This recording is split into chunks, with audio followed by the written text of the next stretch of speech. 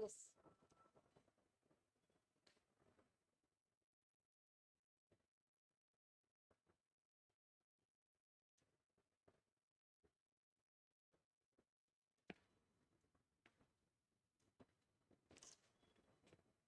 Fine. So yesterday we have done what? We have completed separation of power, right? So let me recap here. What is separation? What is separation of power?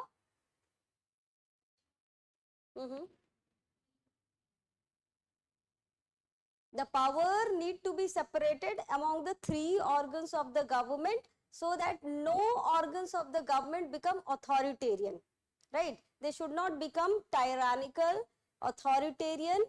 And why? What is the objective of separation of power? To make the system accountable and protect civil liberties, right? So what are the main objective? One is to prevent the authoritarianism of the system. Secondly, to make the system accountable, and thirdly, to safeguard the civil liberties, right? Or to protect the people from tyrannism or authoritarianism, right? So that is what we have seen, separation of power. And it was the theory given by, earlier also the theory was given, we have seen, by Aristotle and then John Locke, and then we have discussed Montesquieu. Montesquieu has given little more, detailed explanation of separation of power, and it made it more into how it would be applied in the real life. Of course, the theory provided by Montesquieu, it is not applied as it is, because there was an ideal situation that you separate the three organs. It is not possible to totally separate. There will be some form of interaction. So the theory has been more now, you can say, adjusted or accommodated into theory of checks and balance, so that each organ they will check and balance. So of course the three organs, they are separate. We have seen what are the provision in the Indian Constitution which give the independence to each organ, right? How the power is being divided and how the independence has been given to each organ. So we have seen like Article 50, which says that the judiciary must be separated from the executive. We have seen Article 122 and 121, isn't it? Article 121 says that the conduct of judges of Supreme Court or High Court should not be discussed in the Parliament, isn't it? So that way it gives it gives freedom to judiciary. Then how the Parliament gets freedom? The Parliament gets freedom that Article 122, that court cannot interfere in the work of the parliamentary work. So even Parliament, they are independent, they can work independently, right? And then we have seen Article 361, the executive has been also given independence. Nobody can question a president or governor regarding the discharge of their duty. Article 361, right? So we have seen all these things, and then these are the provisions that says that there is a separation of power, right? But then we have seen in Indian context where the separation of power is not complete. First of all, in comparison to the presidential system, the theory of separation of power is there, but it is partiality, it is there. Why? Because the executive and legislature, they are not totally separate. They work in the association with each other. We have seen yesterday those things. And then we have seen there are overlapping functions. Like, for example, pardoning power of the president. Pardoning power is a judicial act, but it is taken by whom? It is done by whom? By an executive. So executive entering into the field of judicial power, isn't it? Similar way we have seen Article 123, ordinance making power. Now ordinance is a law, and the law making power is with whom? With the Parliament. But then you see the executive entering into the domain of the Parliament. And then we have seen Article 142, that is the Supreme Court, to provide complete justice, they can even pass orders. So passing order is basically the work of a judiciary, executive, right? But we are seeing here even Supreme Court has that such rights. To complete the to do the complete justice means judiciary can enforce the government or force the government to pass certain orders. Isn't it? So let's revise. Separation of power. It is to prevent what? Despotism, right? To prevent despotism, separation of power, and also to protect rule of law. What is rule of law? Everybody should be treated in equal, right? Everybody is equal in the eye of law. There should not be any discrimination, right? So separation of power also protect rule of law. And how the power is being separated? We see legislative branch, executive branch, and judicial branch, right? Legislature make laws, executive enforces the law, judiciary interprets the law and also resolves disputes.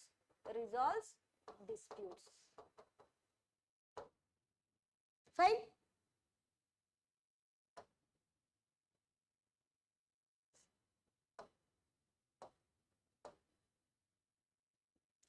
Then we have seen that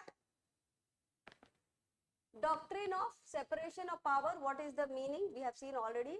Origin lies in democratic system, right?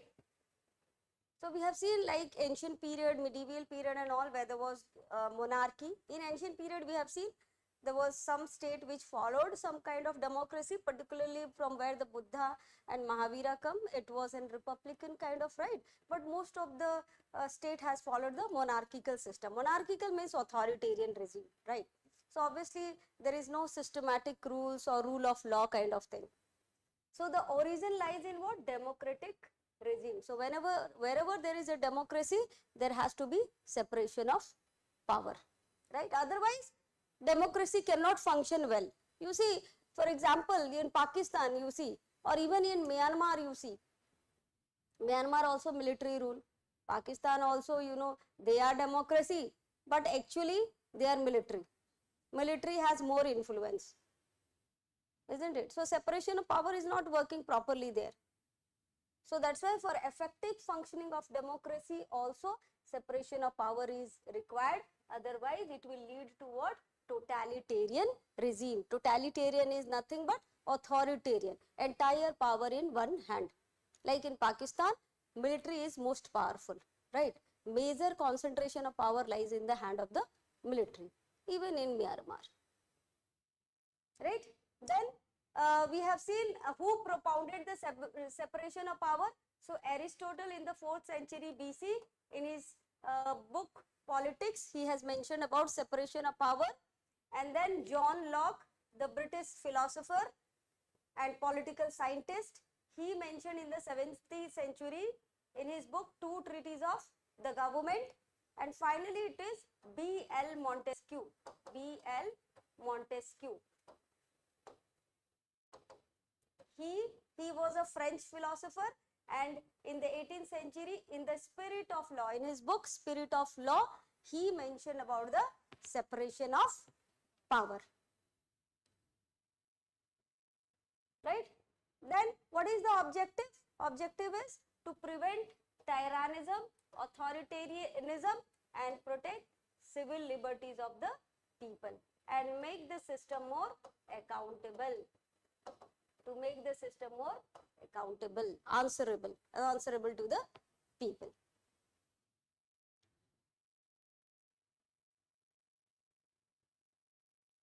Okay.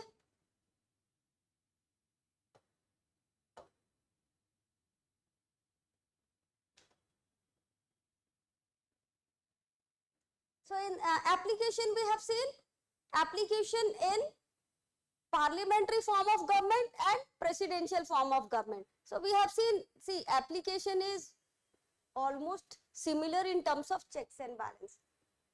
In terms of checks and balance it is similar, but in terms of application you can say the presidential system, where the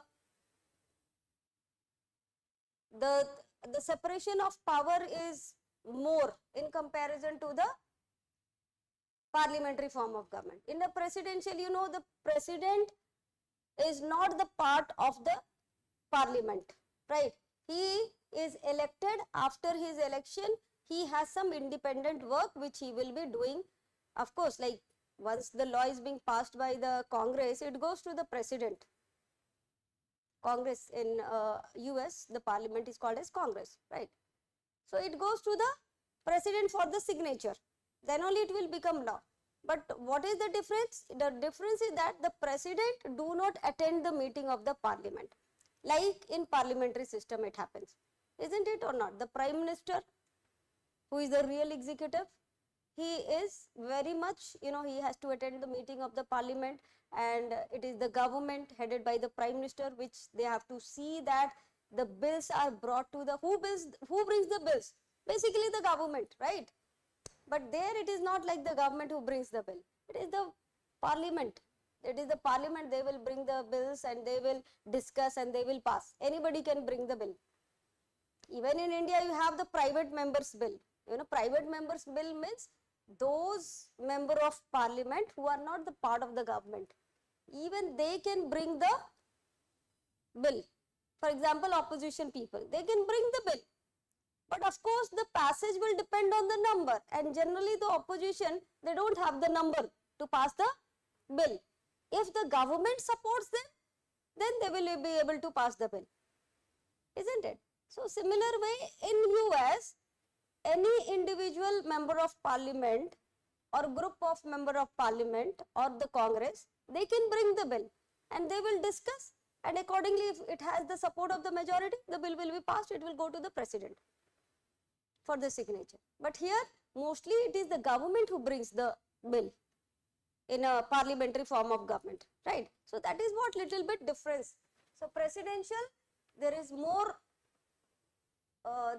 separation of power, you can say, in comparison to the parliamentary form of government. The SOP in presidential system is more, or you can say it is comparatively complete. But in the parliamentary system, it is partial. Why? Because the executive very much comes from the legislature. Otherwise, the checks and balances similar. We have seen yesterday how the judiciary, the Supreme Court, they will do. You know, the court can declare presidential act as unconstitutional.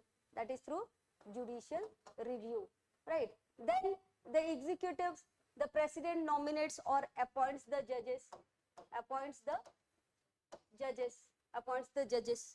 right?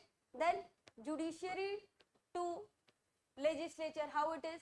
The court can declare the law as unconstitutional. Again, judicial review of the legislative action. How the legislature controls the judiciary?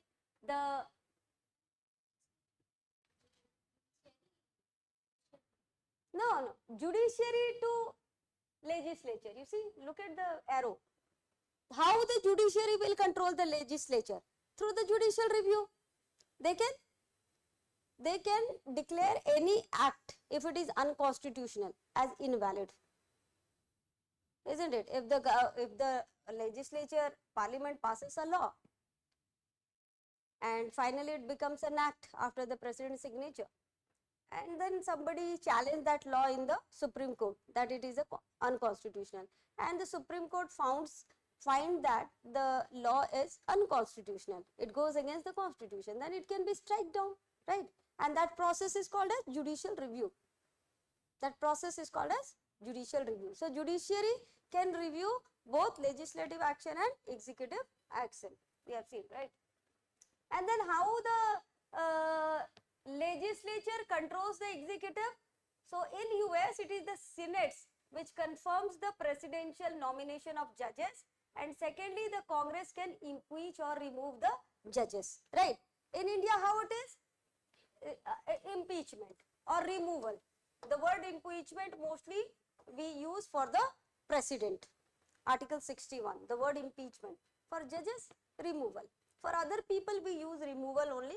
It is only for the president. Technically speaking, we use the term impeachment. It is removal only, but technical words is used impeachment. For other dignitaries, we use the term removal. Right. So, in Indian context, the legislature can remove. Confirmation and all, that is not done by the parliament. I mean, appointment confirmation is not done by the parliament in Indian case. It is simply the executive who confirms the appointment. Right. We will do in detail when we will do the judiciary, how are they being appointed. But the removal, the parliament can remove the judges. So, in this way, the legislature controls the judiciary, isn't it? Then how the executive controls the legislature? The president can veto a bill, right? They can veto, means legislature have passed the bill. Even in Indian case, it can be there. The president, the legislature has passed the bill. It goes to whom? To the president, right? So, president will again, generally in Indian case is that the president give assent to the bill. Why? Because the president acts on the advice of Council of Ministers. But there the president is free. He is the real executive. In presidential system, the president is the real executive as well as the nominal executive. That we will do when we will do in detail parliamentary and presidential system. So, there is nobody sitting on the head of the president that you have to sign it. But here since the bill is brought by the government, in the parliamentary form of government, the bill is brought by the government, it goes through the president, and president generally acts on the advice of the Council of Ministers. Right. But still, the Indian constitution also gives the veto power to the president. That is called pocket veto. Right. They simply keep the bill lying on the table, because in the constitution, nowhere it is mentioned that what is the time limit for signing the bill. So, simply when the bill will come to the president, he will not sign it, he will not take any action. Neither he will say I am not signing or I will signing, simply he will keep it like that. So, that is called as pocket veto. So, same kind of thing is there even in the US, the president can veto the bill. But then you will say that, ma'am, if the bill is vetoed, will it be for all together he will veto the bill? No. There is some, otherwise what will happen? Any law passed by the parliament, if the president vetoes all the bill, what will happen? So, there is some solution. What is the solution? If the Congress in US passes the bill with higher majority, that is called suspensive veto. Means the Congress has suspended the veto of the president. Then the president has to sign. But at least once he gets the veto power, right? He gets some veto power. Because if the Congress passes with higher majority, means the Congress has to make effort to pass the bill with higher majority, means more number of people should say yes to the bill. If it was passed by simple majority, now it will have to be passed by maybe 2/3 majority. So, more number of people has to say yes, otherwise anyway the bill will not be passed, isn't it? So, these are actually very effective power in the hand of the president. Fine. Then how the legislature controls the executive? So, through the impeachment. In US, it is through the impeachment. The president can be impeached. In India, there are two ways to control the executive. One, how to control the president, who is the nominal executive, through the process of impeachment. Secondly, how to control the real executive, the Prime Minister and Council of Ministers. Then for that, to impeach the president in India, to impeach the president under Article 61. Okay? Now, he is the nominal executive. You know, he is the nominal executive. The real executives is the Prime Ministers along with the Council of Ministers. How they will be put to accountability? Through Article 75. Article 75 talks about that the Prime Minister along with the Council of Ministers, they should be collectively responsible to the lower house of the Parliament. Collective responsibility, right? So the Parliament can check the authority of, excuse me, they can check the nominal executive as well as the real executive, right? So you will get more and more clarity as we move forward. I am not doing here in detail presidential and parliamentary, but at least you got some idea how the separation of power would be applied in presidential system and how the separation of power would apply in parliamentary form of government. So basically the essence of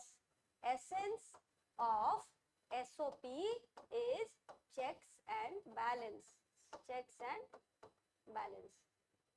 right? They should be given some independence, each organ should be given some independence to do their work.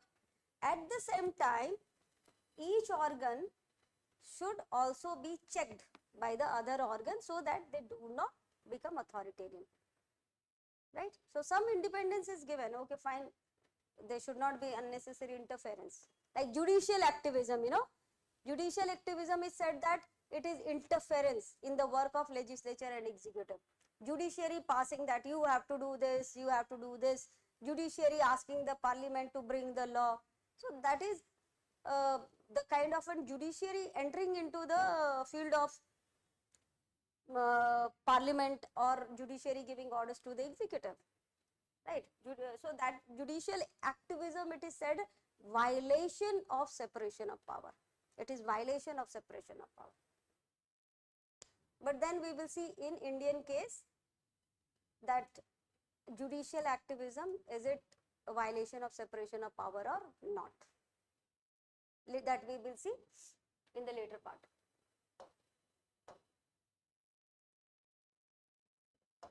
Clear? Then you see what are the relevant provision in the Indian Constitution related to separation of power. We have yesterday we have discussed Article 50, Article 121, 122 and 361 we have discussed. Then checks and balance, how each organ does checks and balance. Article 13, 61, 138, etc.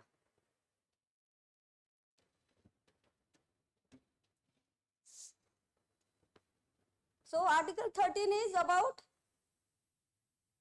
what is Article 13?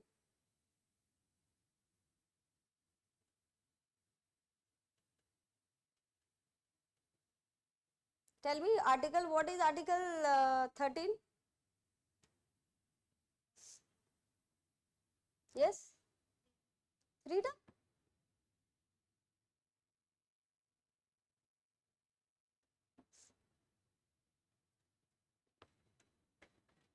Checks and balance. Article 13 is judicial review, right? Judicial review. So through the process of judicial review, the judiciary can review the act of legislature and executive, right? Checks and balance. Then Article 61, President can be impeached. President can be impeached by the Parliament. Article 138, Supreme Court jurisdiction can be enlarged by whom? By the Parliament. Means Parliament can give more function to the Supreme Court under Article 138. And then there are various other also we have seen, like by the removal of judges.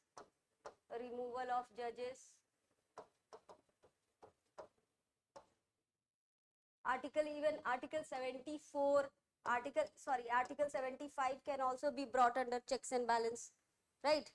Prime Minister along with the Council of Ministers, they are responsible to the lower house of the Parliament. That is also, those provision also you can put under checks and balance, right? Then what are the provisions in the Indian Constitution which negates or there is an overlapping function? We have mentioned, right? Article 123, ordinance making power. Article 72, pardoning power of the President. Article 61. Now you will say, why Article 61? Why Article 61? Article 61, because you see, impeachment of the president, it is like a giving some kind of punishment or not? It is a judicial act, basically, right? But it is done by whom? By the parliament. Parliament is not supposed to exercise judicial power, but impeachment of a president is like a judicial power, because judicial inquiry will happen. Inquiry by the parliament will happen. So it is a kind of a parliament taking up the role of the judiciary, right? So when you will do in detail Article 61, you will see the inquiry is being done by the parliament, which is basically a judicial act. So that is also an overlapping function, or you can say negation of separation of power. Then Article 105. Article 105 is basically privileges. Privileges given to the member of parliament and parliament.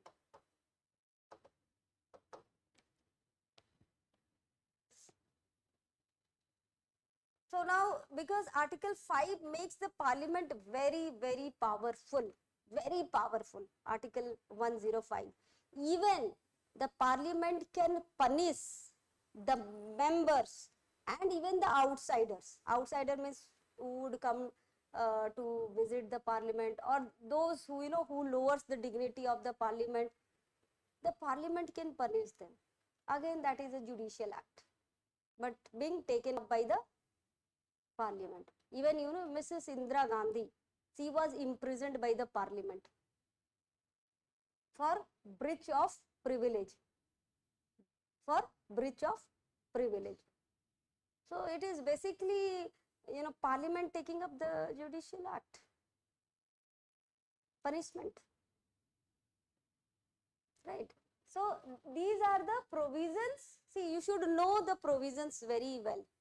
Then see, if you write the answer, why I am explaining all this thing, because the question has come in 2019. If you prepare in this manner,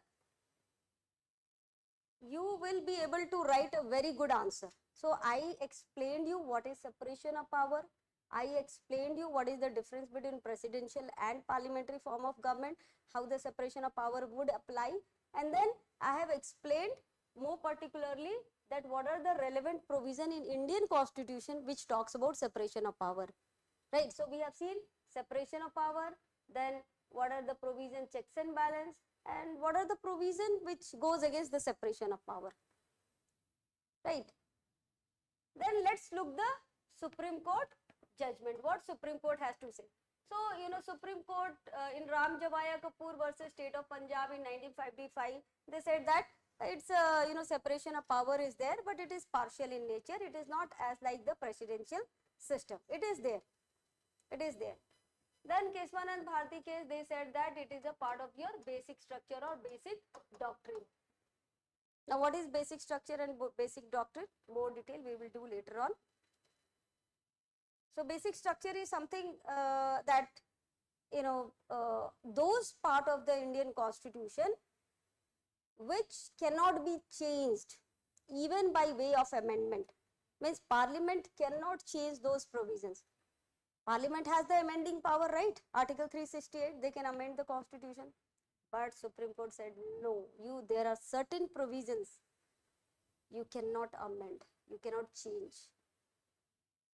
They are called as basic doctrine. And nobody knows what is basic doctrine. It is basically, it is a creation of Supreme Court. Supreme Court has created in Keswanand Bharti case. And it has that separation of power is one of the basic doctrine. And this Indira Nehru Gandhi versus Rajnarayan 1975, also the Supreme Court reiterated that there is separation of power. And in one more act we have seen, right, Kannadasan versus Tamil Nadu, right, 1996, in which the Supreme Court said that there is separation of power, and since India is a parliamentary form of government, we have adopted partial separation of power. Then we will see, is the judicial activism a violation of separation of power? Because We have seen that each organ has been given separate function. So what is judicial? For that you should know what is judicial activism. Again we will do in detail later on, just little bit. See, judicial activism is basically assertive role of the judiciary. Assertive role of the judiciary to ask the other organ of the government to discharge their constitutional function. To discharge their constitutional function. So we have seen that the executive and legislature, particularly in the after 1989 particularly, and between when there was an instability and coalition government, we can say from 1988 or 89 till 2000, there was more instability. So during that time, because there was coalition government and they were mostly unstable, that you will do in the post-independent history. There was lot of, and even in polity we will do. So there was lot of instability during this period, and judiciary wanted that the executive and legislature they should discharge their constitutional duty, which they were not able to do it because there was lot of instability, lot of corruption were also there, lot of corruption during 1990s and lot of instability. So during that period, judiciary became very strong and very assertive. That they told that, see, it is my duty to protect the citizens' rights, isn't it? And you guys are not doing your work properly. So I have to take the more assertive role. Like this, the judiciary said. So you see, judicial activism, on the face of it, it looks like they are violation of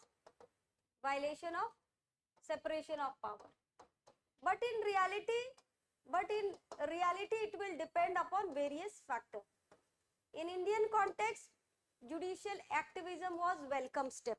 It was a welcome step because the legislature and executive during that period, they had failed to discharge their constitutional duty because there was lot of instability, political instability, and also huge corruptions was also there. So obviously judiciary as the protector of the citizens' right and also as the guarantor of the Indian constitution, they have certain powers. And they can force the executive and legislature to discharge their work. But it should always be a temporary phenomena. Judicial activism should always be a temporary phenomena, and it should be used only in the rarest of the rare case. Not like every time, judiciary interfering in the work of the executive and legislature. Otherwise, it will lead to, judicial activism may lead to judicial tyrannism or judicial overreach. Means judiciary unnecessary entering into the executive and legislature domain, right? So you see, these questions are not straightforward. You cannot say yes or no. You have to deal very, very sensitively to these kind of questions, that whether judicial activism is a separation of power. So on the face of it, it looks like it is a violation of separation of power, but in reality, it depends upon various factors, right? Particularly in Indian case, we have seen during 1989 to the entire decade of 90s, there was a lot of instability, political instability. There was coalition regime, which did not function so well in terms of governance, and also we have seen the huge corruptions cases came during this period.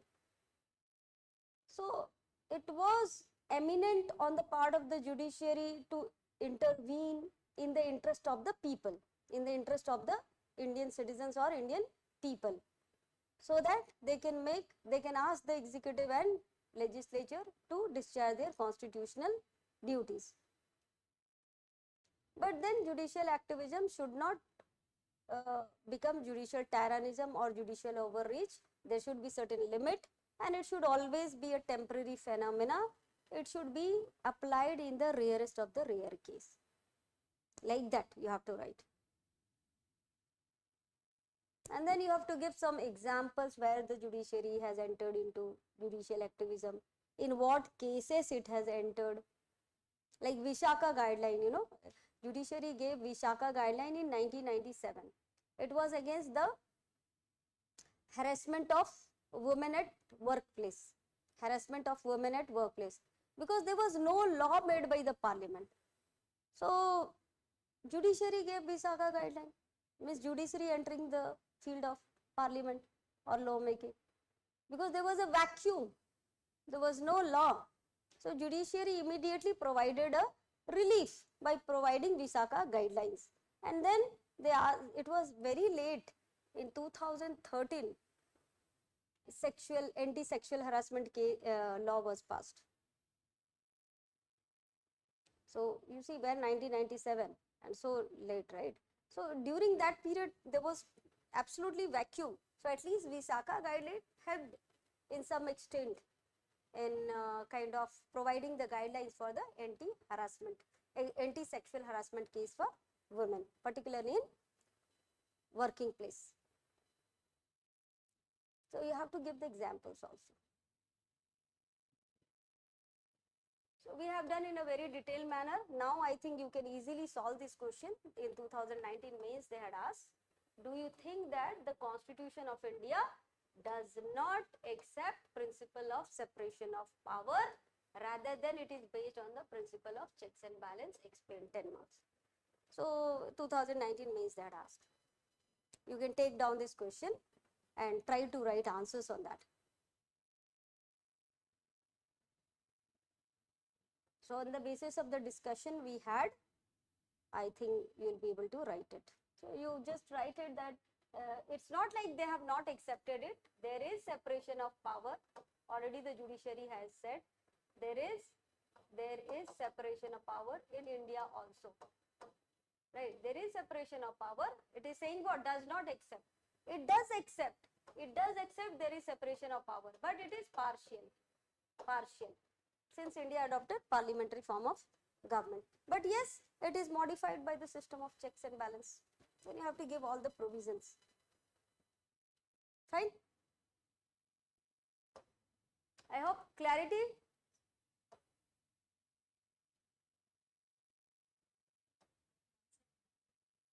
You want the question? Take the question.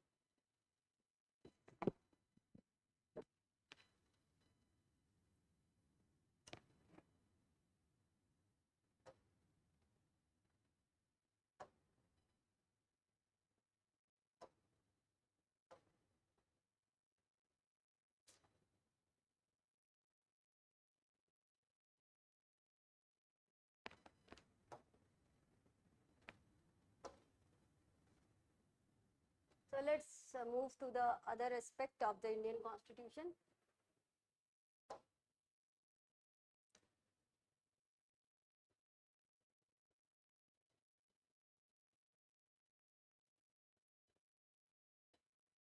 I've done the meeting.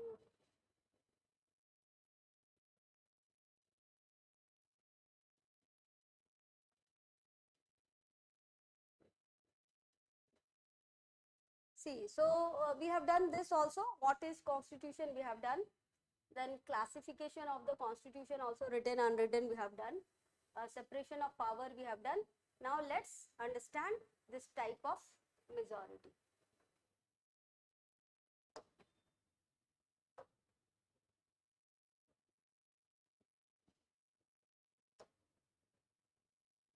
Types of majority. So this one again, it is not given in one place in any particular book. So please take down the notes.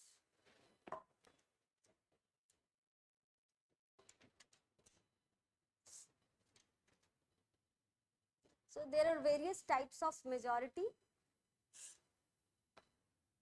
various types of majority. We will see and where they are applied. We will see the types of majority and where they are applied. Number one is your simple majority. Simple majority. So let's see what is simple majority. So a majority of more than 50% of the members present and voting. Majority of more than 50% of the members present and voting. Majority of more than 50% of the member present and voting. So for example, you have in the Lok Sabha 545, right? Now it is 543. Earlier it was 545. Now there is 543 because two members of Anglo-Indian community they have removed. No need to give them reservations to Anglo-Indian. So 543. See, out of total strength 543 in the Lok Sabha. Suppose on one particular day when any bill or any debate or discussion is going on, and that day 500 people were present, right? So a bill has to be passed, and that day how many 500 peoples were present, and out of that suppose 460 people they voted. 460 people voted means 40 people did not vote. So how the simple majority you will calculate? 50% of the member present and voting means it will be calculated from 460. 460 by 2. It is 230 plus 1. This is the simple majority. 230 plus 1. Okay, not 543 plus 1, but how many, and also not 250 plus 1. 500 people were present, but how many they voted? 460 people they voted. So how will you do the calculation? Simple, what is simple majority? How many members present and then how many they voted. Out of that 50% plus 1, right? But you will see that suppose ma'am, only 40 people are present, 40 people are present. Can we conduct the house? Can we conduct the house if only 40 people are present? No, because at least 1/10 people should be present for any business of the house to be conducted. That is called quorum. That is called quorum. So at least 1/10 means at least 54 or 55. 55 people should be present. Right. So 543 means at least 54. At least 54 people should be present. Okay. So I hope you understood what is simple majority. More than 50, simple majority is more than 50% of the member present and voting. How many they were present and then finally how many voted. But it cannot go beyond less than 55, right? At least 55 member has to be present and they should participate in voting. Then only the business of the house can be conducted.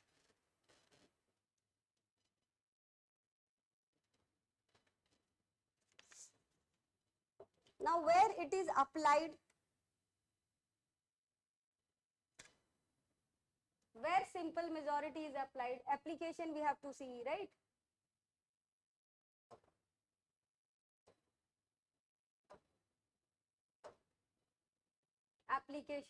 Application of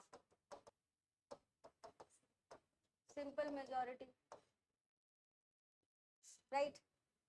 The passage of passage of censure motion,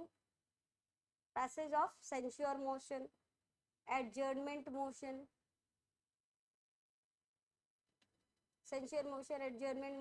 vote of thanks to the president address,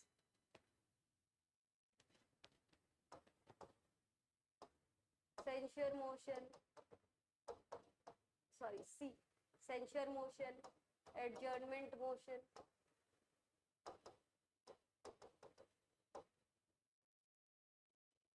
address to the vote of thanks,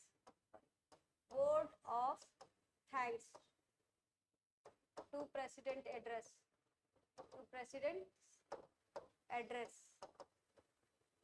and passage of ordinary bill. All this requires what? Simple majority. So ordinary bill, even your money bill, financial bill,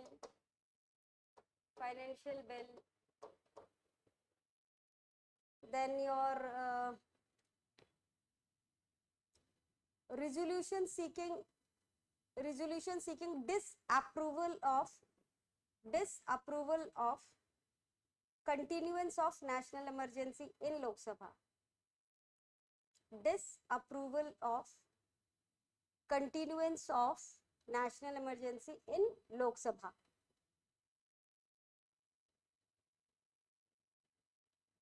Then it is also applied in election of speaker, deputy speaker of Lok Sabha, and of state legislative assembly. So election of speaker, deputy speaker in Lok Sabha and state legislative assembly also done through the simple majority. Election of deputy chairman of Rajya Sabha and state legislative council. Election of the deputy chairman of Rajya Sabha and state legislative council.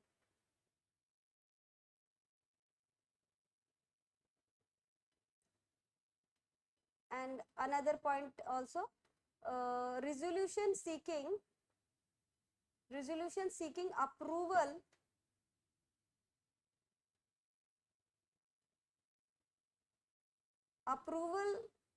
by the states,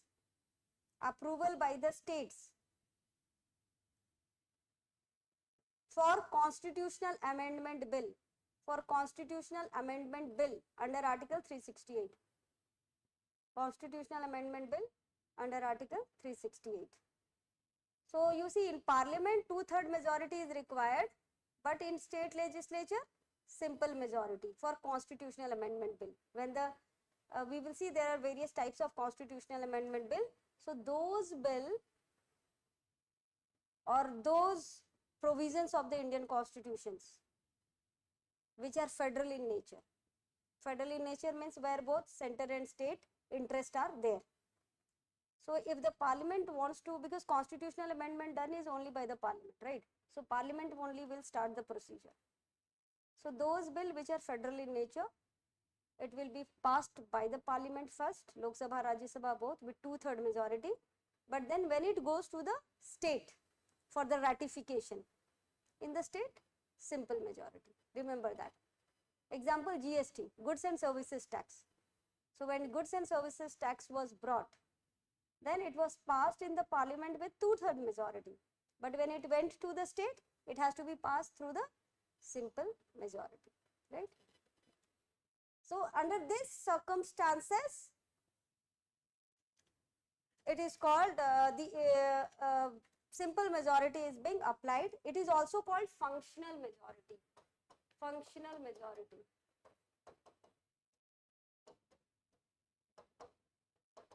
So day-to-day functioning of the government, simple majority is required. Day-to-day functioning of the government, simple majority is required, right? For higher, we will see in some cases higher majority is also required, right? Simple majority. Even under Article 3 of the Indian Constitution, that the procedure in mention is under Article 4. We will do in detail later on, like change in name, area, boundary of the state, right? So in that circumstances also, it is passed in the parliament with simple majority. Things related with changes in name, area, boundaries of the state, simple majority. There also simple majority in parliament. Clear till here? What is simple majority and where it is applied. The next one is your absolute majority. Absolute majority. This is the second type of majority. Absolute majority. So what is absolute majority? It means the majority of more than 50% of the total strength of the house. Majority of more than 50% of total strength of the house.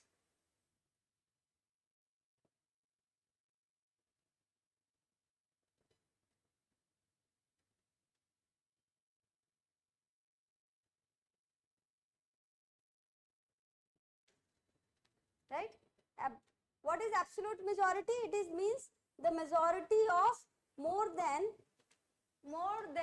50% of the total strength of the house.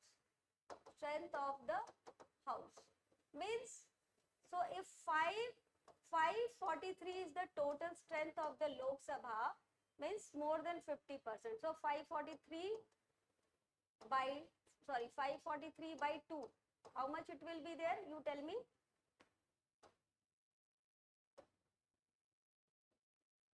2, 7,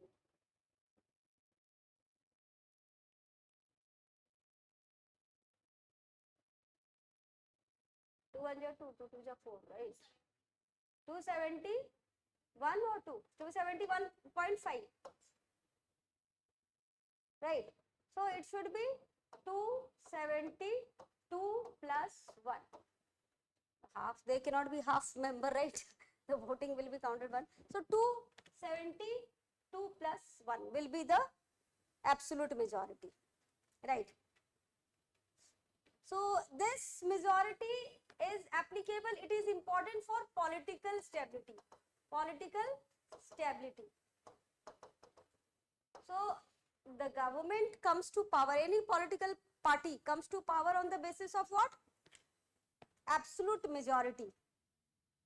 Isn't it or not? Means they should have at least 50% plus 1, then only anybody can form the government, isn't it? So it is important for what? Political stability. So if the government do not have this number, then no confidence motion can be brought or passed, isn't it?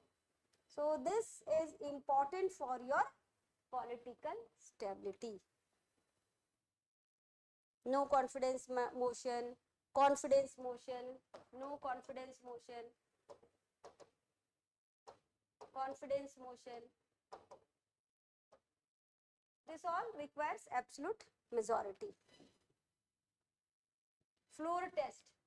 Floor test. Whenever floor test is done, floor test means how many people they are supporting the government. So for that, absolute majority. Then next one is your effective majority. What is effective majority?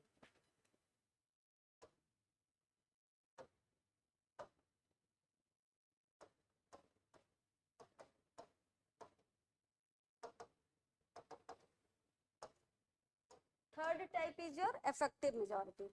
Effective majority will be calculated on the basis of effective strength of the house. It will be based on effective strength of the house. Now what is effective strength? What is effective strength of the house? What is the effective strength of the house?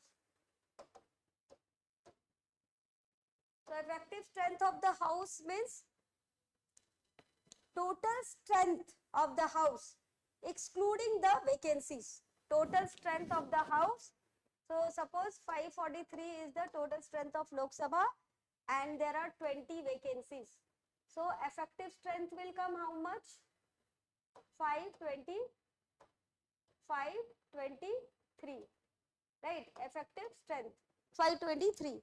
So what will be the effective majority? It will be calculated on this, right? More than 50% of effective strength of the house. That is called effective majority, right? Means, for example, here 523 by 2.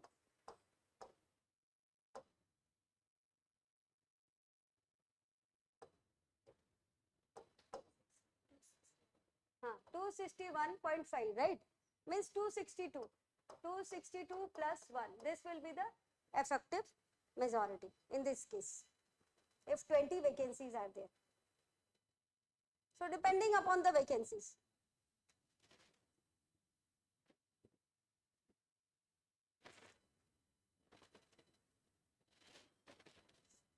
So we have seen absolute majority, we have seen effective majority, and where it is applied?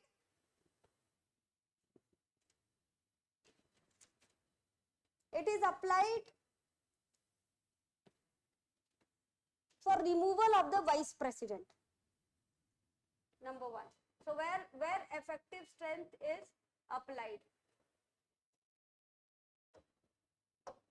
Application of effective strength, effective majority. Number 1, under Article 67B. Under Article 67B, when the Vice President of India has to be removed, then the resolution will be passed by effective strength, effective majority in Rajya Sabha. Effective majority in Rajya Sabha. In case Vice President has to be removed, then effective majority is required in Rajya Sabha and simple majority is required in Lok Sabha.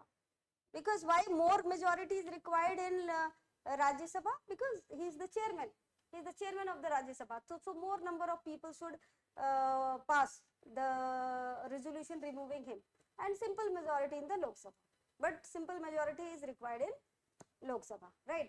Then resolution seeking removal of deputy chairman of Rajya Sabha, deputy chairman of Rajya Sabha, chairman and deputy chairman of legislative councils, speakers and deputy speaker of Lok Sabha and legislative assembly, speakers and deputy speaker of Lok Sabha and legislative assembly. These all are passed by effective majority of the house. Okay, so you see, the speaker is elected, the speaker and deputy speaker, they are elected by the simple majority. But when they have to be removed, higher majority is required. Right?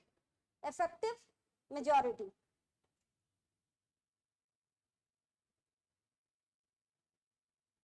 So I hope you got simple majority and effective majority.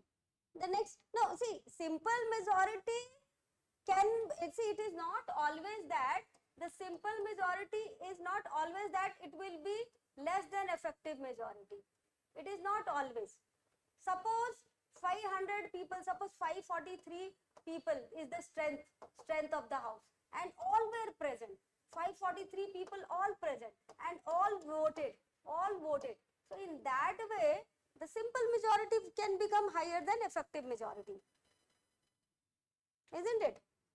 So it is not always that the simple majority will be lower than effective majority. Remember that. All the people were present, all voted, isn't it? Simple majority is what? People present and voting. So if all people are voting, so at that time simple majority can become more than effective majority. Remember that. But if less number of people are voting, then in that case effective majority may be high. I hope you got the clarity. Simple majority, effective majority and absolute majority we have done. Now let's see spatial majority.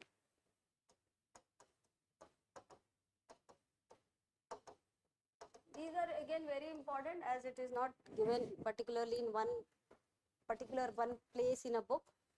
So that's why you should be able to make a notes, proper notes. Now there are three types of special majority. Okay. First we will study three types. There are three types of special majority. So number one type of special majority is under Article 249. Majority under Article, the types of majority which is required for Article 249. Now what is Article 249? Article 249 is if the Rajya Sabha passes a resolution in the interest of nation, Parliament can make laws on state list. Parliament can make laws on state list. So in this kind of, under this, what kind of majority is required? Majority of not less than 2/3 member present and voting. Majority of not less than 2/3 members present and voting.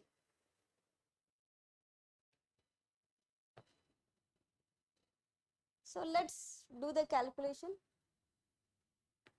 So under this you have 2/3 means, suppose 543 is the total strength and that particular day 500 people were present and out of that 480 people voted. So we will take into account 480 by 2/3. 2/3. Cut it. Deduct, do the multiplication here. 3, 1 3, 6. 160 into 2. It will come how many? 320, right?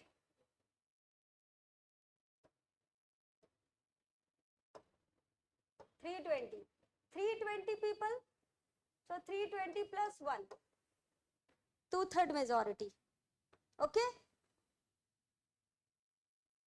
So this much majority is required. That is called as 2/3 majority, which is required under Article 249. So suppose 543 is the total strength of the house, 500 members present, and out of that 480 participated in the voting. So we will take it from the 480, 2/3 of the 480. Under another one, this is A, you can say under this only, another one you will say majority required under Article 368.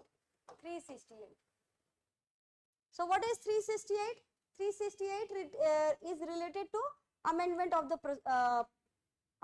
the Constitution, right? So in the amendment, see, the Constitution can be amended in 3 ways. Number 1, through the simple majority, right? But they are not considered as an amendment to Article 368.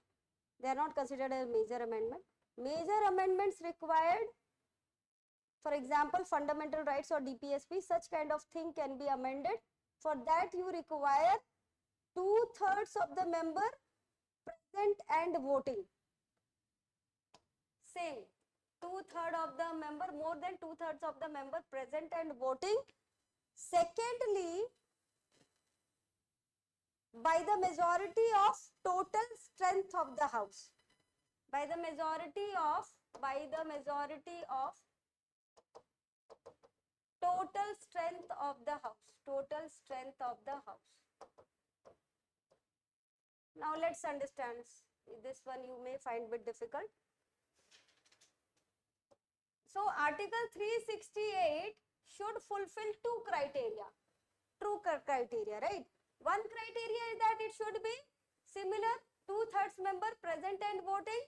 Secondly, that whatever the number, it should not be less than what? Majority of total strength of the house. So what is the total strength? We have seen 543 by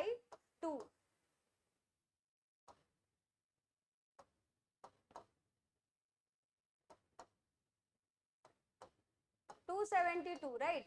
This is the absolute majority. Suppose, and what we have got, if 543 people present and suppose out of 543, 500 people were present and 480 participated in voting. So the calculations comes 320 plus 1, isn't it? 320 plus 1. Okay, at least 320 plus 1 is there, then it is okay, fine. The amendment can be passed because it is more than 272, right? But for example, you take another example. Suppose 543 are the total strength of the house, and that particular day only 400 people present, and out of that only 350 people participated in the voting. So 350 of 2/3, you tell me how much? 3 1 120. 1 1. Huh? Okay. 2 2 6 12. Some 232, something like that. Right? Huh? 232 something? Right. So obviously this 232 is less than 272. So then can the amendment be passed even if 2/3 majority, 2/3 majority present and voting? Can the amendment be passed? No. Why it will not be passed? Because this 232 is less than 272. Right? 232 is less than 272 or not? So second criteria not getting fulfilled. Second criteria not getting fulfilled. So under amendment, under Article 368, two things is required. Majority, yes? Yes. So they want 2/3 members present and voting, but at the same time they also want majority of the total strength of the house. Means this 2/3 number should not be less than 272. Then only amendment can be passed. So that shows that higher majority is required.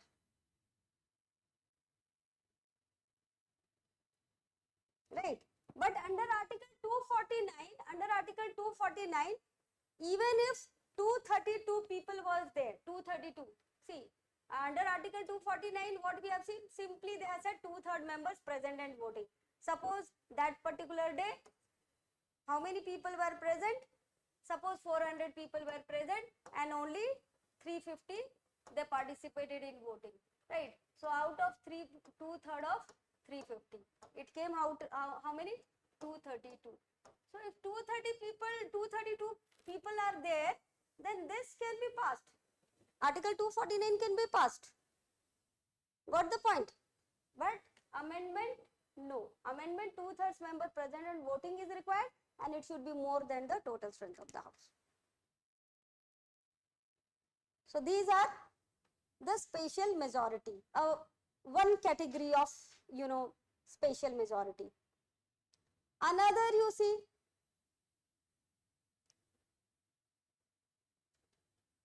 yes, so one we have seen 249 and one we have seen another majority under Article 368. So this type of majority, where it is applied? Where it is applied? Number one, it is applied under Constitutional Amendment Bill, write it. Majority under Article 368, such kind of majority where it is applied. One, for the Constitutional Amendment Bill. Secondly, passage of the resolution seeking approval of the national emergency. Passage of the resolution seeking approval of the national emergency. For national emergency also, under Article 352, what kind of majority is required? The majority same as that of 368. Okay? Thirdly, in the removal of the judges of Supreme Court, High Court, in the removal of the judges of Supreme Court, High Court, CAG, CAG is Comptroller and Auditor General, CAG and Chief Election Commissioner, Chief Election Commissioner. What kind of majority is required? Same. Under Article 368, such kind of majority. Another is your article under Article 169. What kind of majority required? Same. What is Article 169?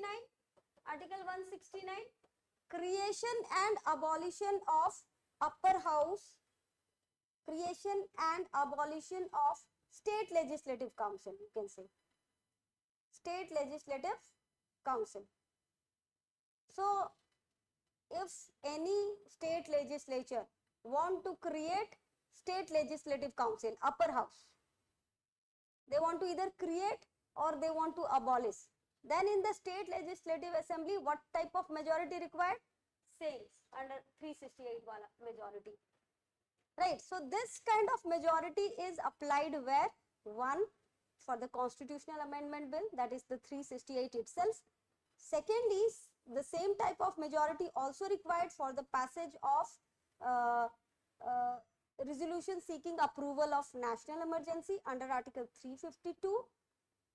Thirdly, for the removal of judges of Supreme Court, High Court, CAG, that is Comptroller and Auditor General, and Chief Election Commissioner. And also the same kind of majority is required for abolition and creation of state legislative council in the state legislature. Right. So if the state legislature want to either create, like for example Tamil Nadu, you know, they have abolished it. They abolished it. So what type of majority they would have required? This kind of majority to abolish. So either creation of state legislative council or the abolition.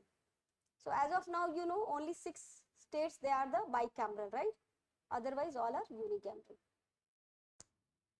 Now a third kind, we have seen A and B kind of majority, that is special majority. Now let's understand the C kind of, under the special majority only, under the special majority only, C type of special majority. What is that C type of majority? That is the majority mentioned under article, under article, read the eraser.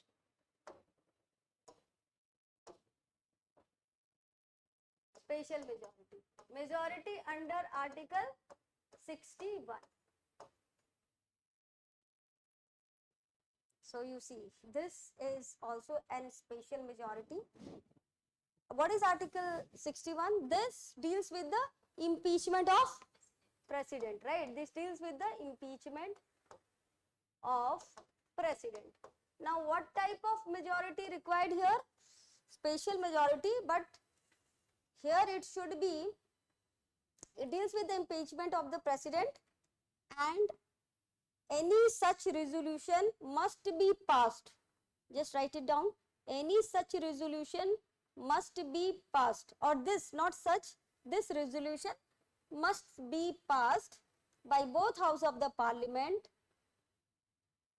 by majority of not less than 2/3 of the total membership of the House. 2/3 of the total strength of the House. Total strength of the House. So under Article 61, the President can be impeached only with majority or more than 2/3 of the total strength of the House. And this is the highest majority required. Highest majority required. So let's do the calculation. So 543 member in the Lok Sabha, 2/3 of 543. Tell me how much?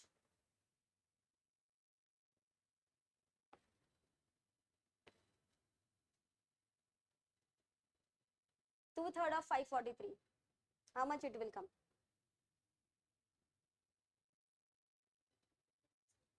Huh? 362. So 362 plus 1 is required, isn't it? It is the highest majority. That's why it is not easy to impeach the president. Right. If the government wants to impeach, or anybody wants to, if the opposition wants to bring impeachment motion, or even the government wants to bring the impeachment motion, it is not easy for the government also to impeach, isn't it? Because it is more than absolute majority, isn't it? It is much more than absolute majority. So that's why it is not easy. Only if the government has more than 2/3 majority in the house, then only they can think of impeaching. So it was once only during Rajiv Gandhi period. During Rajiv Gandhi period, because he enjoyed 3/4 majority in the house. Nobody, no prime minister enjoyed such kind of majority, right? But Rajiv Gandhi enjoyed 3/4 majority. At that time, Congress was 3/4 majority. So obviously, it is more than 2/3 majority, right? So Rajiv Gandhi, that kind of majority gave to the prime minister so much of power that the prime minister wanted that, like, he behaved as if nobody can stop him. So he had some issues with the president and he wanted to impeach the president. But then, the opposition pacified him that don't do such thing, it will create a very bad history, isn't it? That in India, the president was impeached, and so far no president has been impeached, right? No president has been impeached, but that was the only time, because he had the number. And you see, that shows that if the government has too much of number, they can behave in an autocratic manner. He thought of impeaching the president, you see.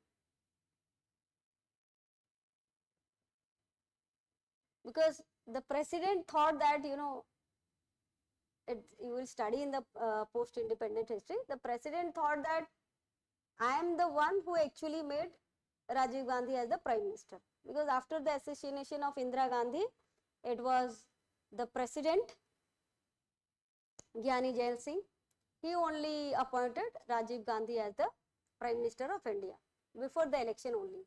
And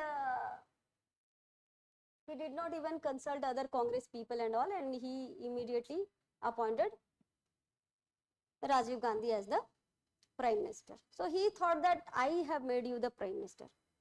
Now after the election, of course, Rajiv Gandhi, he became the prime minister because the Congress got the highest majority till now, 3/4 majority. And it was more because sympathetic vote, because Indira Gandhi was, loved by many people in India. She was the most popular leader at that time. So obviously her assassination created a sympathy wave for the Congress. So that's why it was not because of the performance of Rajiv Gandhi, but it was because of the performance of Indira Gandhi that Congress got so much of vote. And then Rajiv Gandhi thought that whatever the vote I got, it was because of me. And somewhere we have seen there was a period of authoritarianism in the behavior of the prime minister. And such kind of thing happened, and he even thought of impeaching the president, because then later on the relation turned very sour between president and prime minister.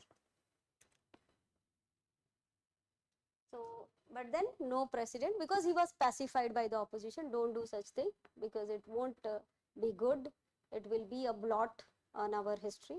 Already emergency has become a blot on our history. Even this would create a very bad thing, bad impression. So that's why he was stopped. But then he could have at that time. After that, nobody got so much of, majority. Last time, I think the second term of BJP, they had some 2/3 majority. Yes, last time they had. So I hope you understood the entire process, the various types of majority and its application. So we have seen simple majority, we have seen effective majority, We have seen absolute majority and then your special majority. Three types of special majority. One under Article 249, another we have seen the majority that is similar to Article 368, and then another Article 61, right? So with this we have done the types of majority, separation of power, these all has been done, right? The entire topic has been covered. Yeah. So now let's understand the special feature of Indian Constitution. What are the special features of Indian Constitution? So we will do in detail later on all these topics, but just to give you an overview. Number one, lengthiest written constitution in the world. So all of you know that it has taken lengthiest written constitution. First written constitution was which one? US. US first written constitution. And India, the later on, I mean before that there was written constitution, but this was the lengthiest written constitution. What was the reason? Because why the Indian Constitution was so lengthy? Because of several factors. One, Indian Constitution is diverse in nature, diversity. Of course, size of the Indian size of India itself is huge. Of course, US is much bigger than India in terms of size, area, but then diversity of Indian Constitution is much more in comparison to US, isn't it? So because of the diversity, we have to accommodate the interest of caste issue. So like untouchability, we have the provision of abolition of untouchability, abolition of title, and then we have for the protection of minorities. So we had so many unique problems, unique issues or special issues which has to be addressed in the Indian Constitution. So that's why we made it a very detailed constitution, isn't it? And also the kind of the painful partition we went through, we wanted the proper protection for the minorities also, and we wanted proper protections for the people belonging to underprivileged section like scheduled caste, scheduled tribes, isn't it? So we have tribal population, then there is a problem of scheduled caste, minorities problem, women problem, there are a huge number of problems, right? So that's why our constitution became much more detailed, because the constitution maker, they wanted to provide as detailed as possible so that the government can follow those things properly, right? So one was the, of course, the size issue, diversity, nature of problems or unique problems. We had unique problems. And then we have a single constitution. We have a single constitution, whereas in US there is a different, one is the federal constitution and another is the, every state they have their constitution. Every state they will have their constitution. So that's why the US constitution is not that much detail. We have in one constitution only in details for the states, details for the center, isn't it? And even for the local self-government, isn't it? Article 243, Panchayati Raj, municipality and all. So definitely, because of these reasons, the Indian Constitution became very, very large and lengthy, right? Because of these problems we have discussed, or these issues, right? We have single constitution, very detailed constitutions. The nature of the problems were also very unique. To solve such things were also been included in the Indian Constitution, like abolition of untouchability, protection of minorities' rights and all. And then there is a huge diversity, right? Protection of even language, linguistic officers, so many, if you read the constitution, very detailed constitution, because we want to address each problem in the constitution. That is why it became very lengthy. Second point, it it has drawn from various sources. So obviously, drawn from various sources.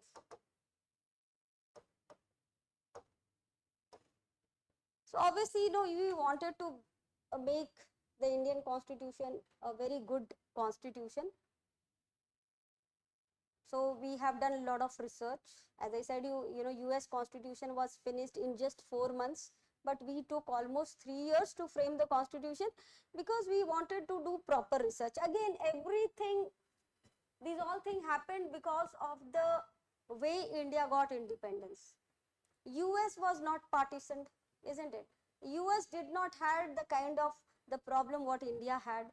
So obviously there was much more smooth, things were much more smooth. For us, things was not smooth. For us, it was really very difficult, very, very difficult. So that's why we wanted to do proper research, and we did proper research of the various constitution of the world at that time, and then we made our Indian Constitution. So various sources like fundamental rights. Fundamental rights we have taken from US. Parliamentary form of government from United Kingdom. Federal form of government from Canada. Why Canada? Because we have a strong center. So our is not a true federal country. Like US is called as the model of federalism, right? So if we compare from US, our is not that kind of federalism, but our is more like a Canadian federalism, where center has been given more power, strong power, right? Then fundamental duties from Russia, DPSP from Ireland. Though it was also there in the Government of India Act 1935, but more particularly we brought it from Ireland. We were inspired by Ireland, right? Then provision of emergency from Germany. See, these are important because they can ask you in your prelims. You should know from where we have drawn what all, right?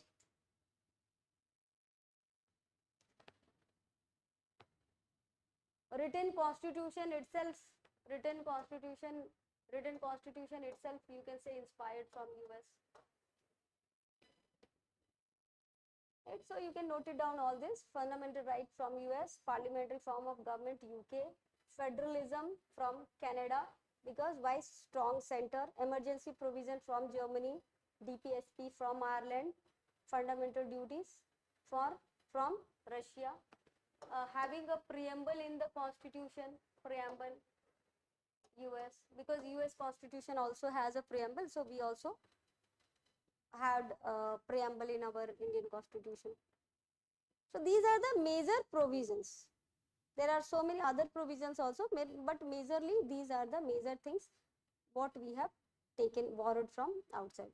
So then there was a criticism also in mains also, they had asked the question like Indian Constitution is a more patchwork, because they have taken from there and they have tried to frame our constitution. It is more like a patchwork rather than an original constitution. So again, there is always a counter criticism that idea is not patented by anybody. Idea cannot be, nobody can patent an idea. So it is not like, and those things are already there. Even in Indian system, you see these idea of fundamental rights already in the Karachi resolution only, we have made that fundamental rights will be the part of the Indian Constitution and all. So there is no harm in learning from others. If there is something good thing, is there any harm to learn from others? No. So if we adopted a good provisions from other constitution, why is there any harm? So they were earlier written constitution and we have inspired from them. So getting inspired from other, it is not wrong, isn't it? So, and it is not a blatant copy as well, because there are so many provisions of the Indian constitutions which are unique, which is nowhere it is found. For example, giving protection to the minority, it is unique to India. Abolition of untouchability, Article 17, that is unique to India, right? So there are many provisions. Abolition of title, Article 18, unique to India. 29 and 30, Article 29 and 30, giving protection to minority rights, or providing special linguistic officer. These all are very unique to India. So we have, inspired, we cannot say borrowed, but we were inspired from the different constitutions of different countries, and we tried to bring the good points here. At the same time, we have also included, it was not a blatant copy, but as per the Indian circumstances, we made it adjust, right? Like federalism, we adopted, fine, we adopted from, we were inspired from US, but then we made it our unique federalism. We gave more power to the center, right? So similar way, if you see the parliamentary form of government of India and UK, there are a lot of similarity, but there are differences also. There are differences also, isn't it? So we have taken maybe the idea, but the details we have filled as per our own requirement. Okay, and we will see those differences later on. So it's drawn from various sources we have discussed. Blend of rigidity and flexibility.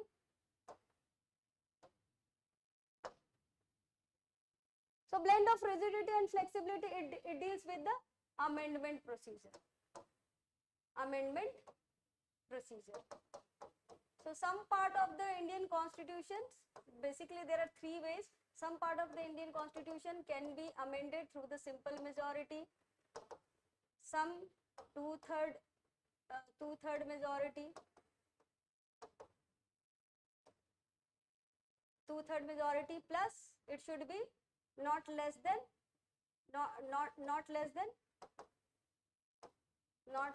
absolute majority, right? Not less than absolute majority. Then the third one, the third type of is that same, this is repeated, this is required. At the same time, ratification from the state is also required. Ratification from the states is also required. Those related to federal provisions. Federal provisions like distribution of power between center and state, election of president, all these are federal provisions, because in the election of the president, state also participate, right? So such kind state ratification is also required, and in details we will do when we do the amendment, right? So there are some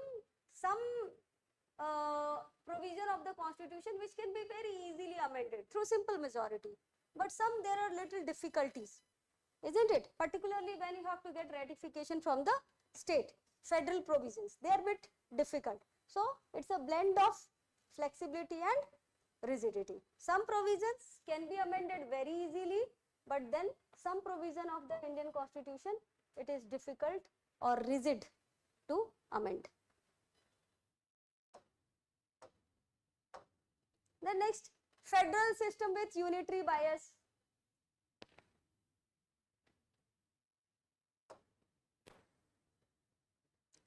So what do you mean by federalism? Federalism where power is being divided between center and state, right? Power divided between center and state.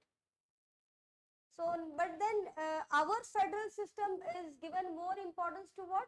Center. Why center? Why we given more importance to center? It is not equal division of power. See, in the real federalism, if you see the US, their state are more powerful than center, because residuary power is given to whom? To the state in US. But in India, the residuary power is given to the center under Article 248, we have discussed earlier. And also if you see the provision of the Indian constitution, there are lot of provision in Indian constitution which has made the center very strong, because we wanted the center to be strong Again, the problem lies in the way India got independence, because partition was there, and there was, you know, many part of the many part of the India, there was secessionist tendencies, like in Kashmir, still it is there.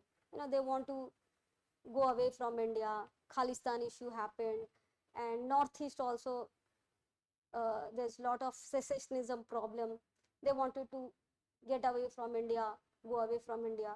So obviously, we gave more power to the center to control these secessionist tendencies, right? So that's why more power in comparison to the state has given to the center. There are various provisions like emergency provisions, Article 352 to 360. These all provisions gives the center very strong. Then center has been given more resources in terms of financial resources. Finances, it is the center who controls the finances, right? Financial resources, even in the legislative manner. 97 items with the centers, isn't it or not? Only 61 item with the state. And a center can also, the parliament can also legislate in the state list. There are provisions where the state parliament can legislate on the state list. So in these all way, we have a weak federalism, right? We have a weak federalism in the way, because it has given more power to the center. All India services, which all of you are aspiring for, IAS, IPS and all, this is also make the center very strong, all India services. So there are several provisions, again we will do in detail later on. Then we adopted parliamentary form of government. Parliamentary form of government means where the executive is drawn. The executive is drawn from the legislature. So the ministers, they are very much part of the parliament, right? And they are accountable to the parliament. And there is a close association between the executive and legislature in a parliamentary form of government. The separation of power is weak or partial in comparison to the presidential. And we have two heads. In parliamentary system, two heads. Two heads. One is your nominal executive, that is the president. One is the real executive, that is the prime minister, right? Nominal executive and real executive. So there are a lot of points and features. Again, we will do in detail later on. Just I wanted to show that these are the important aspect of Indian constitution.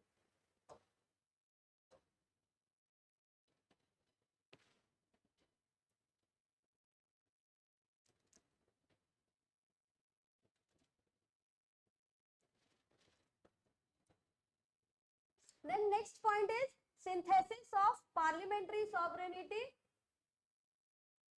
Synthesis of parliamentary sovereignty and judicial supremacy. So we see, we have taken some features from UK. UK, parliament is very strong.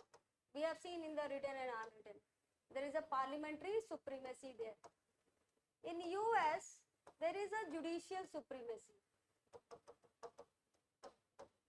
Why? Because US has a written constitution. US has a written constitution.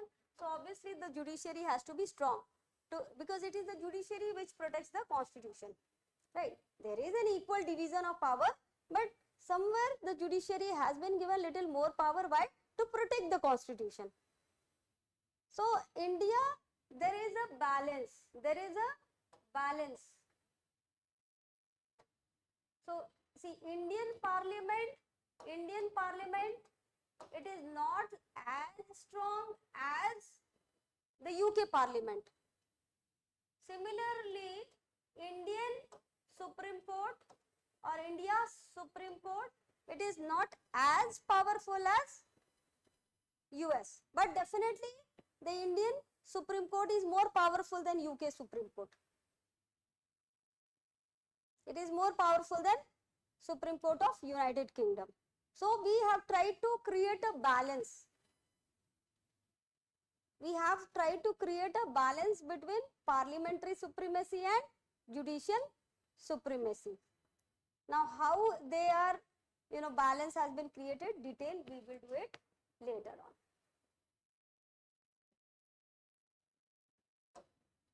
Then integrated and independent judiciary. Though we adopted a federal system, we don't have a separate system of court. We don't have a separate system of court. We have an integrated system. Like in US is a federal country, So there are two system of court. One is the state court. Every state, they have their court, state court. And one is your federal court, right?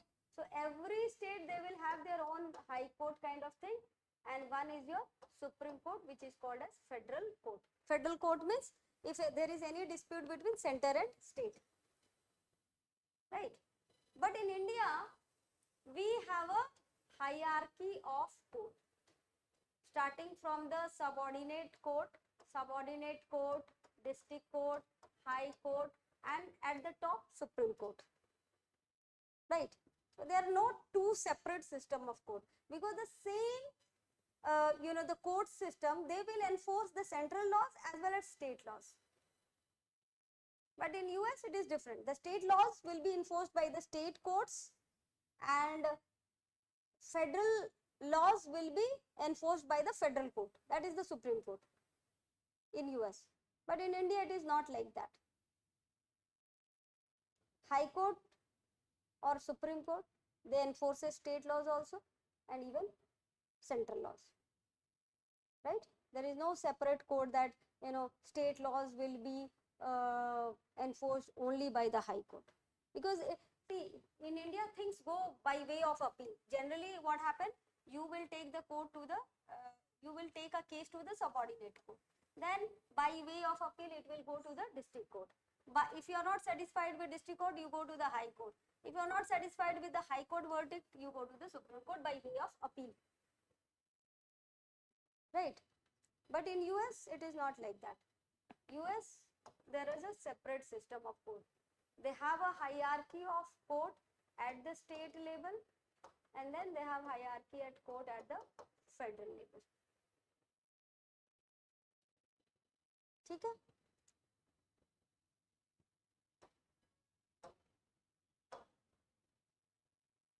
So we have done integrated and independent judiciary. And why independent judiciary? Because the judiciary has been made very strong in India.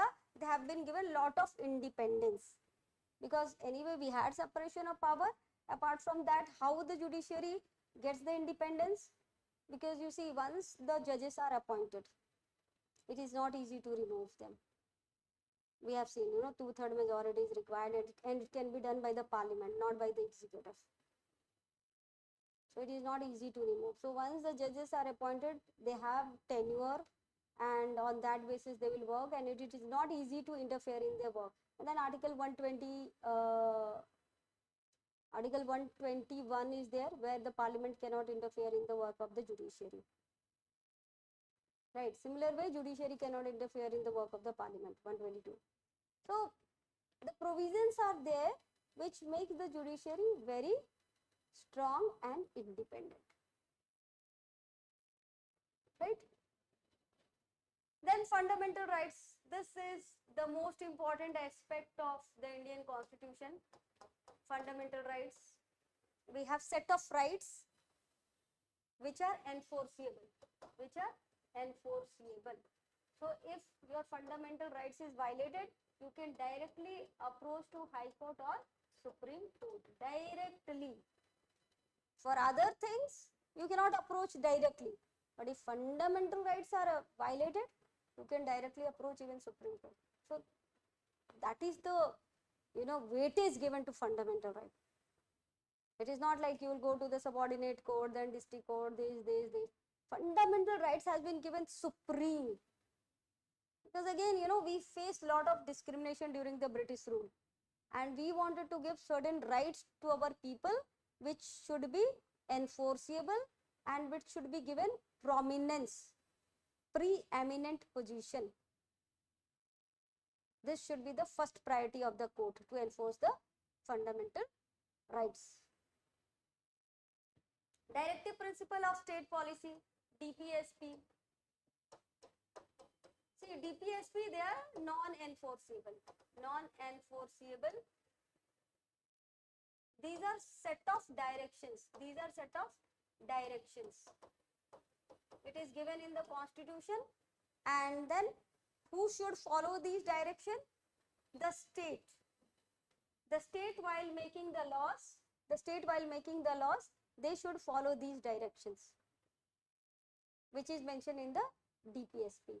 Like there should be equitable distribution of